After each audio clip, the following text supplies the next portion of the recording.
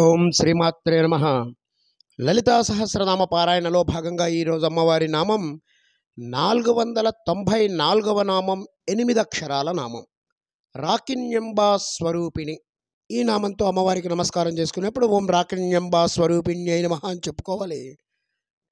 రాకిణి అంబ స్వరూపిణి అంటే రాకిణీ దేవతా స్వరూపంగా ఉండేటువంటి తల్లి అని చెప్పి దీనికి మనం స్థూలార్థంగా చెప్పుకోవచ్చు. అనాహుత చక్రానికి అధిష్టాన దేవత పేరు రాకిణి. ఈ చక్రాధిష్ట దేవత, దీనికి సంబంధించినటువంటి బీజం, కీలకం, న్యాసం, మంత్రాలన్నీ కూడా రకారంతో ఉంటాయి. రాకిణి నామంలో మొదటి అక్షరం రా అనేది సూచిస్తుంది.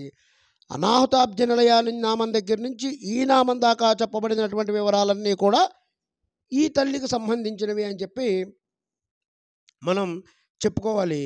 లలితాదేవియే రాకిణీ రూపంలో ఉంది. రాకిణి అంబ స్వరూపం అంతా కూడా ఆ రూపంగా ఉన్నటువంటి లలిత అనే హృత్పద్మంలో ధ్యానించాలి.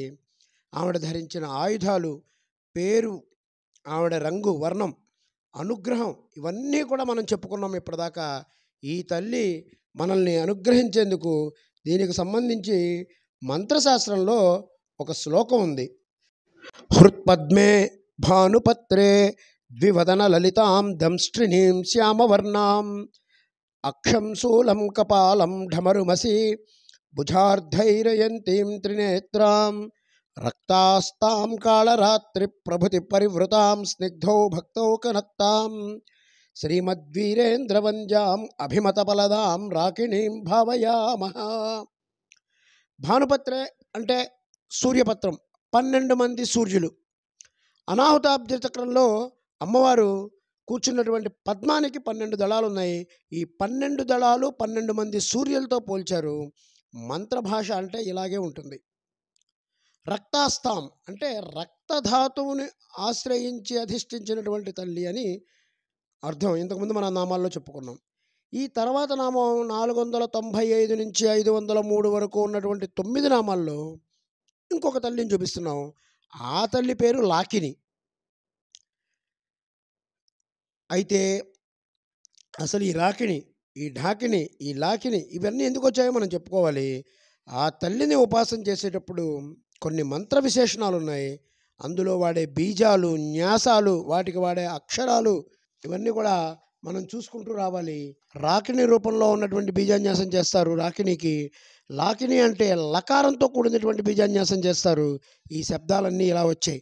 అంతేగాని ఆంజనేయ దండకంలో చెప్పినట్టు లాకిని, శాకిని, ఢాకిని ఇవన్నీ వీటికి దానికి ఎటువంటి సంబంధం లేదు.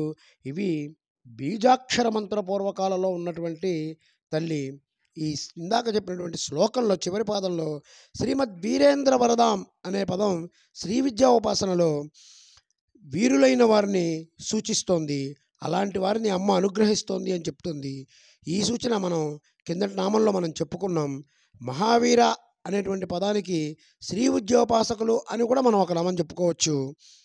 కాబట్టి ఆ అమ్మ రాకిణీ స్వరూపంగా శ్రీ విద్యా ఉపాసకుల్ని అనుగ్రహిస్తుంది అని అర్థం. ఓం ఐం హ్రీం శ్రీం రాకిణ్యంబా స్వరూపిణ్యై నమః. ఓం శ్రీమాత్రే నమః. ఓం శ్రీ మహారాజ్ఞే నమః. శ్రీమత్సింహాసనేశ్వర్యై నమః.